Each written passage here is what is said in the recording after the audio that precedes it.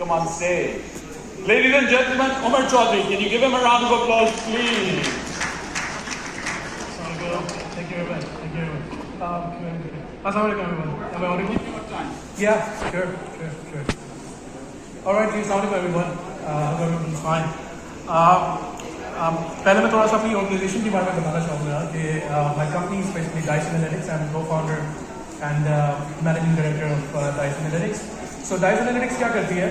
We work on the data analytics, namely artificial intelligence, big data, data warehousing, business intelligence and machine learning, this kind of stuff we work on. So today the topic that is given to me is data analytics. So I would like to ask a few people if you want to participate. Data analytics ke baare mein, would someone like to tell me a little bit about what they understand, what's their understanding about data analytics? Anyone from here? Right. So the bookish definition of data analytics is basically is a science of analyzing the raw data for the discovery, interpretation, and communication of meaningful patterns in the data. So, इसको अगर आसान अल्फाजों में समझे, so you have a business question, and for that you need to get the data, and once you get the data, you need to explore that data, and once you've explored it, then you have to prepare it, and then analyze the data and actually present your findings. So now you can see the chain. So you're never going to present the findings if you don't have the data, because you need to get the data. The different data points he was talking about. You need to capture the data from all the different sources, through your HRIS, through your operational systems, through your CRM, and different applications. And once you have that, then this is where you basically can run the data analytics and get your business algorithms and improve your business strategy and get some exponential growth. So we're going to understand this concept more through some case studies across the different industries.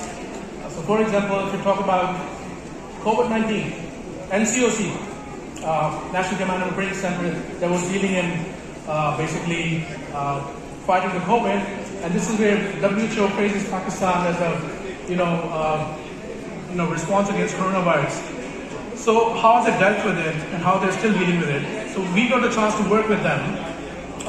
If someone has seen that Pak Nigeban app that is launched by NITV, that app, that basically what it does is, it tells you that if you have, let's say, an emergency related to COVID, you can just open that app and find out that what are the nearby hospitals that are dealing in COVID, number one. And number two is, it tells you how much inventory do they have. Do they have sufficient ventilators? Do they have enough equipment? Do they have enough staff left? Because most of the hospitals got occupied when we had the peak of the virus. So where is this data coming from? So we built a system for them through which we captured the data from 6,000 hospitals across Pakistan, both public and private. And we club them together and we present them in the form of a dashboard to the stakeholders. So the stakeholders basically can, make their decisions about the supply chain. That okay, this hospital is lacking some inventory. This means the cases are going up in this area. This means we have to, increase the supply of XYZ items. And the same data source is helping in the Pak Nigeban app, where the end user can get the benefit. They can do the radius analysis what we have through the map, and they can find out the hospitals, and then they can just head there. Yeah. So this is another case study. This is basically PEPRA, the Pakistan Procurement Regulatory Authority. So how they are leveraging the data. So PEPRA is basically, a regulatory authority for all the government organizations that actually do procurements. And they actually have the problem of finding out different insights within the organization. For example, if they wanted to find out, can I have your attention please? Sorry to interrupt, I'm having a lot of noise, sorry. Yeah, thank you very much. So, PEPRA was actually facing the problem. For example, they wanted to find out how many Toyota Corolla cars have been procured in the last year by all the government organizations in Pakistan. So, they didn't have the answer because they didn't have the machine, structured data where they could just, find it in the dashboard, because all they had were the RFP tenders of, different organizations in, hardcode images or PDFs, which was not machine readable. So what we did was we used some artificial intelligence and we converted all those images using a technology called NLP, and then we converted them into different data points. Now the data points were there, they were structured, they were just fed into the system, and then there was a dashboard like you see, where they can just put in the question and they can find the answer. A lot of irregularities were found as well. Like for the past 15 years, there were companies that were consistently participating in the tenders, but they were never winning, but they were still consistent. So there was an irregularity, like supporting company to mark yourself, your actual company as the lowest bidder. So talking of Shifa International Hospital, one of the largest hospitals in Pakistan. Now we're talking about healthcare. So even if you have the awareness, if you have the data, and you want to leverage the data for your organization, you still can face problem when you have a lot of data. So Shifa International Hospital is using Oracle systems, but what they were having the problem in was the reports duration process was very slow. One report could take about 15 minutes of time, and still, the decision making was very slow. So this is where we use a data warehouse technique, where we provided them, this big data warehouse technology, in which they were able to get the real-time reporting out of their transactional database, to call it, or you can say the operational system. Okay, so this is another example where we're talking about artificial intelligence-based learning management system. We partnered with PDCL and launched Tutali. It's again an education cloud where we basically provided different learning management solutions to public sectors. We are currently working with Federal Director of Education, which is basically the primary organization that is handling all the academia in the federal area. So we are digitizing about 200 schools using this learning management system.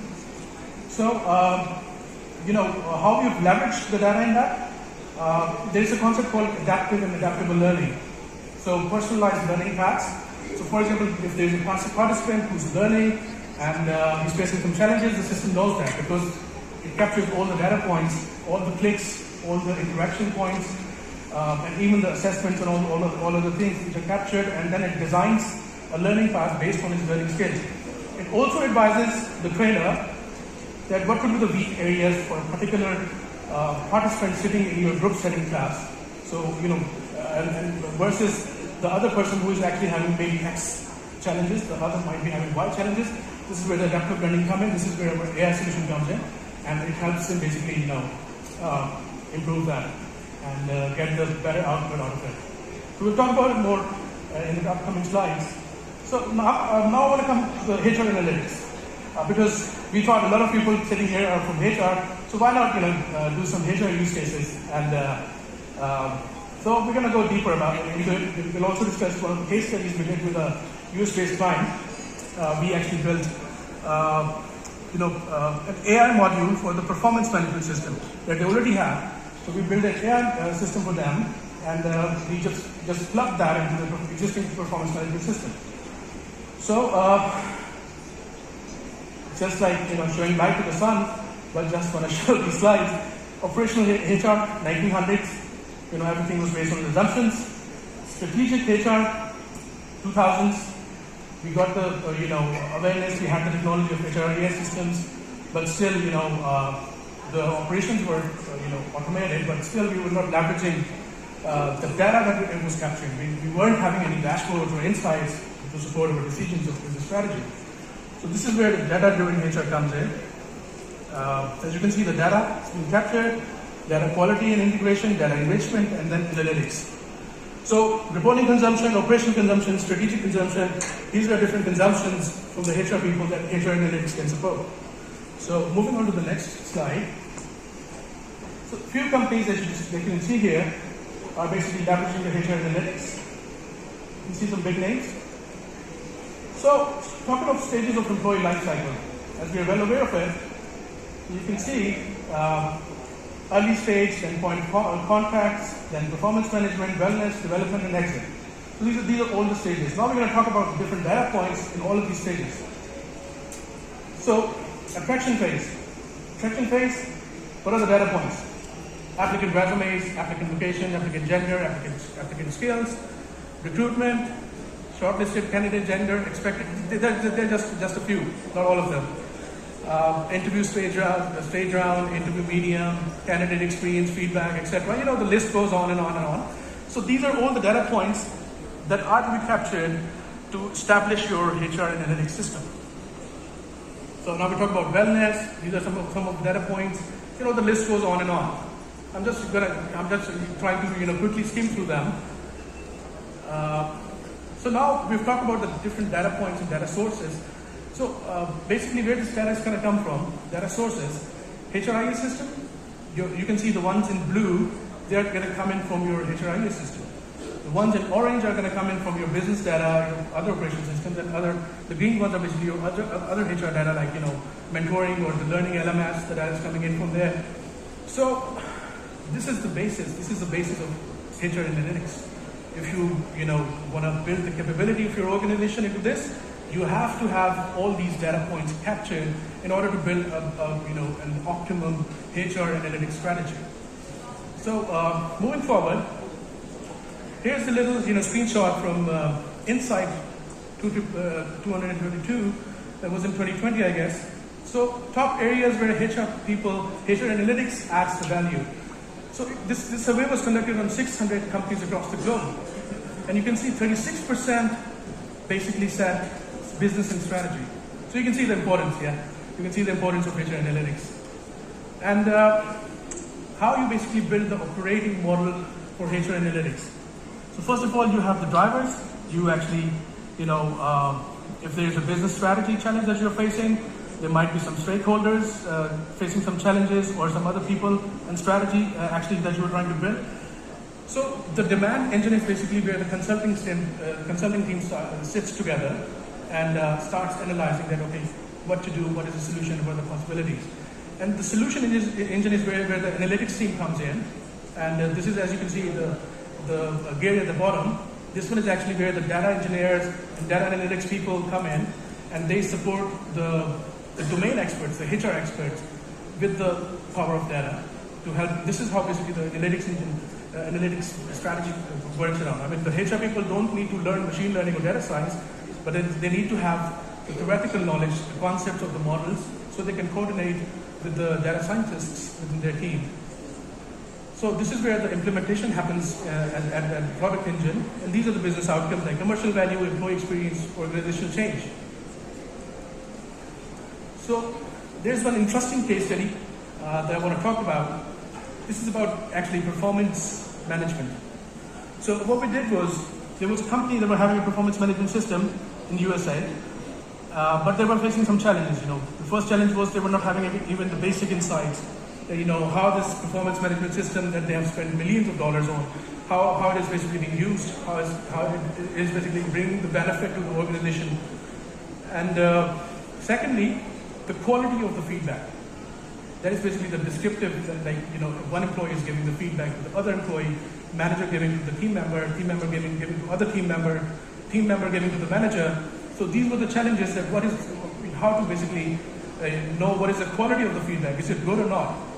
So this is where we use some artificial intelligence.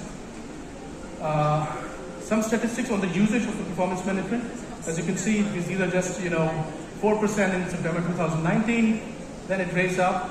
We partnered with HRBB people that you need to tell your employees to start using this performance management system. So this is where basically the usage went up high and high.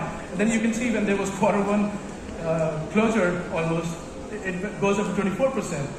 And then this September 2020, it went up to 45% because we started campaigning with, So here you can see basically the month-to-month stickiness. That the orange one is basically the sticky users which are frequently using the performance management system. So performance management system, basically usage is very important when it comes to leveraging the overall performance management. And then we have here we come to the main thing, that is the quality. Yeah. So far, does anyone have any questions? Or should I ask some?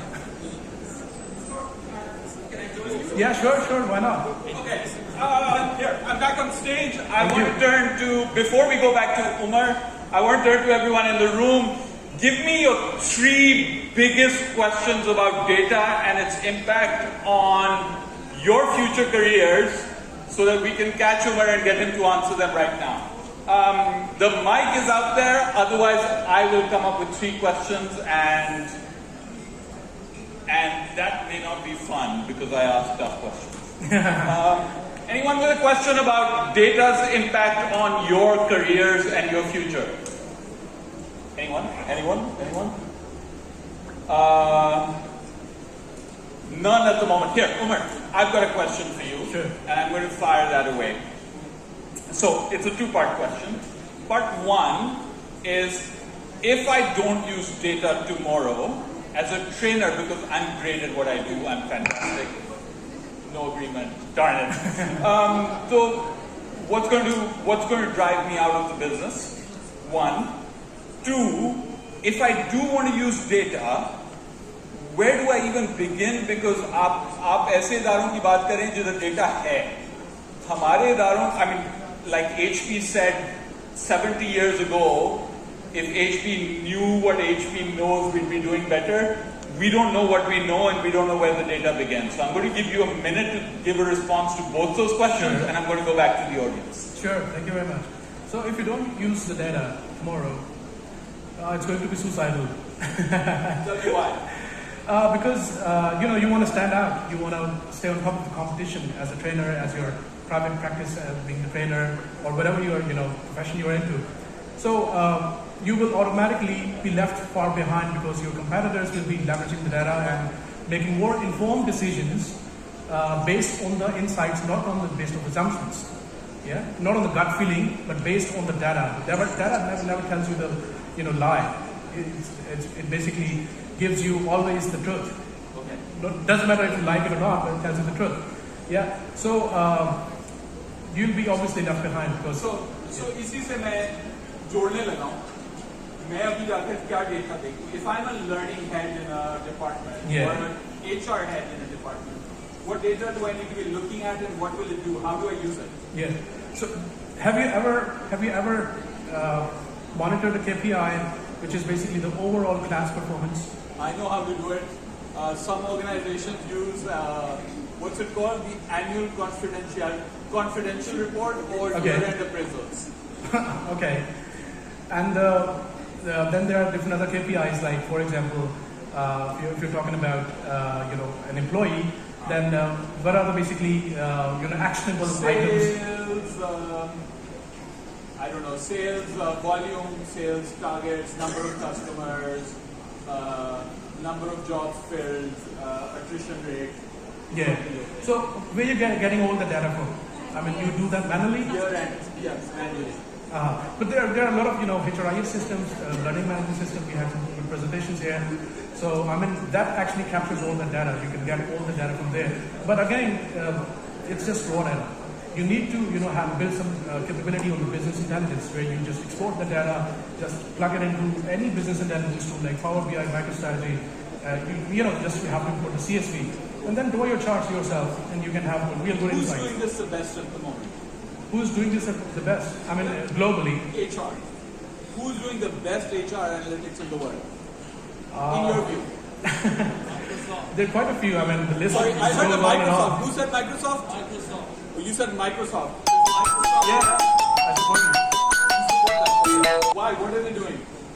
What are they doing that I can't do? What are they doing that you can't do? I mean, they're providing you the tool and the platform for which you can actually do whatever you want to do. Okay. Yeah. Cool. Fantastic. So I mean, they're on your side. They're supporting you. Don't worry about okay, it. partners. Fantastic. Okay. Turning to the audience, any more questions before we transition out? A quick scan.